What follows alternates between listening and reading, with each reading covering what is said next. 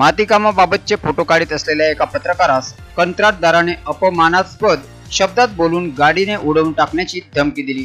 या प्रकरणी पीडित पत्रकार प्रशांत देवकुमार गेडाम राहणार शिंदेवाई यांनी शिंदेवाई पोलीस ठाण्यात कंत्राटदाराविरोधात तक्रार दिली आहे। या प्रकरणाचा पत्रकार विश्वातून निषेध असून विविध पत्रकार संघटनांनी या प्रकरणाची गंभीरतेने दखल घेतली आहे।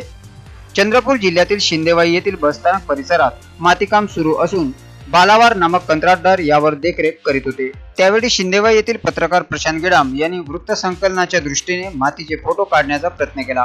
मात्र कंत्राटदार बालावार यांनी गेडाम यांना फोटो काढण्यास मज्जाव करून तुम्ही पत्रकार फुकटचे पैसे खाता, तुम्हाला गाडीने उडवून टाकतो अशी धमकी दिली। या प्रकाराने घाबरलेल्या प्रशांत गेडाम यांनी लागलीच शिंदेवाई येथील पोलीस ठाण्यात धाव घेतली आणि तक्रार दाखल केली। या प्रकरणाचा सर्व स्तरातून निषेध होत आहे।